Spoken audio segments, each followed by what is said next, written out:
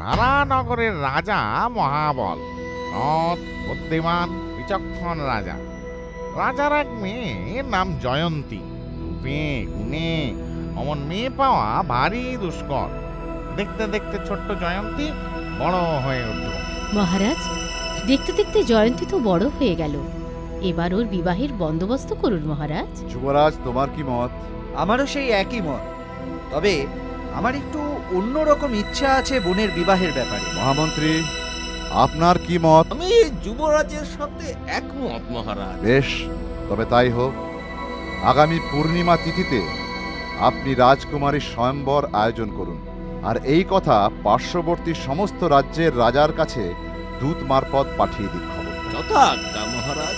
রাজার নির্দেশ মতো মহামন্ত্রী পার্শ্ববর্তী সমস্ত রাজ্যের রাজার কাছে দূত মারফত রাজকন্যা জয়ন্তীর সম্বরের কথা জানিয়ে দিল। এদিকে জয়ন্তীর রূপের খ্যাতি জগৎ জোড়া, তাই অনেক রাজকুমারী জয়ন্তীকে বিবাহ করার জন্য স্বয়ম্বর সভায় আসতে লাগলো। খবর পৌঁছলো বিন্ধ্য পর্বতের এক রাক্ষসের কাছে। ওং হিং ক্রিং স্বাহা, ওং হিং ক্রিং স্বাহা। আদেশ প্রভু। আমি পৃথিবীর শ্রেষ্ঠ সুন্দরীকে বিবাহ করতে চাই। বলো, সেই সুন্দরীর নাম কি? কোথায় গেলে পাবো তাকে? পৃথিবীর শ্রেষ্ঠ সুন্দরী জয়ন্তী। সে ধারানগরের রাজা মহারাজ মহাবলের মেয়ে। আগামী পূর্ণিমা তিথিতে রাজকুমারীর স্বয়ম্বর। তার আগে আপনাকে তাকে হরণ করতে হবে। রাজকন্যাকে বিবাহ করার জন্য অনেক দেশ বিদেশ থেকে এলো অনেক যুবরাজ। তার মধ্যে এক যুবরাজ এক বিশেষ গুণের অধিকারী। রাজকুমারীর সাথে একান্ত সাক্ষাৎ করে সে বলল, রাজকন্যা, আমার কাছে এক বিশেষ রথ আছে। সেই রথে চড়ে আপনি মুহূর্তের ভিতর যেখানে খুশি সেখানে চলে যেতে পারেন। তাই? কিন্তু বিশ্বাস হয় না।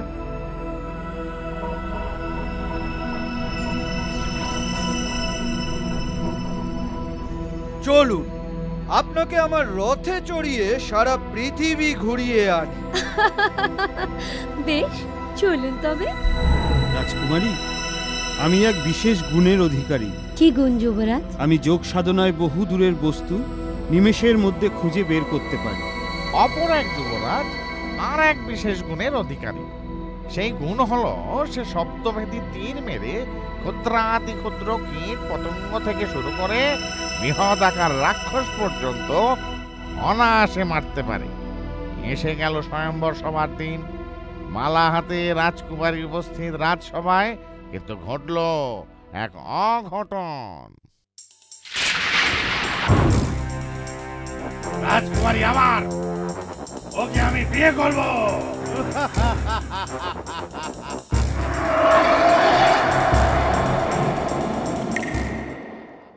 হায় হায়, আমার মেয়ের কি হলো? চিন্তা করবেন না মহারাজ, আমি দেখছি রাক্ষস রাজকুমারীকে কোথায় নিয়ে গেছে।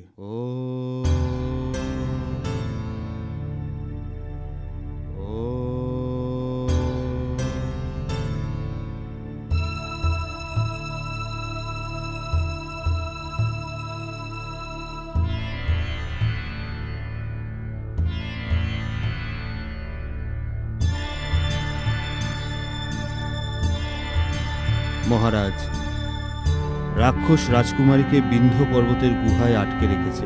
কিন্তু অত দূরে যাব কি করে? মহারাজ, আমার কাছে এমন এক দিব্য রথ আছে যার প্রভাবে আপনি মুহূর্তে সেখানে উপস্থিত হতে পারেন। বেশ, চলো তবে।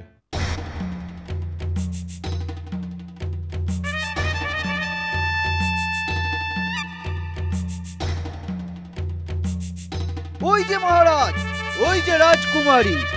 কিন্তু ওই ভয়ঙ্কর রাক্ষস যে ওকে পাহারা দিয়ে রেখেছে।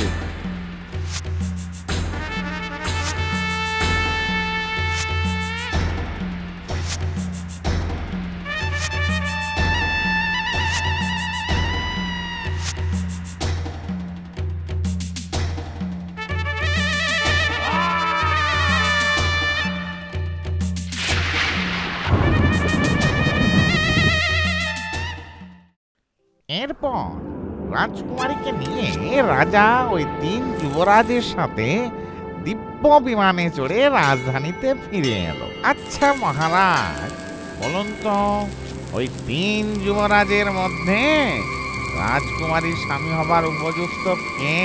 যে শব্দবেদী বাণ মেরে রাক্ষস মেরেছিল সে। কারণ প্রথম ও দ্বিতীয় জন রাজকুমারী উদ্ধারে যতই সাহায্য করুক না কেন, রাক্ষস না মরলে রাজকুমারী উদ্ধার হওয়া ছিল অসম্ভব। তাই শর্ত মতো আমি চললাম।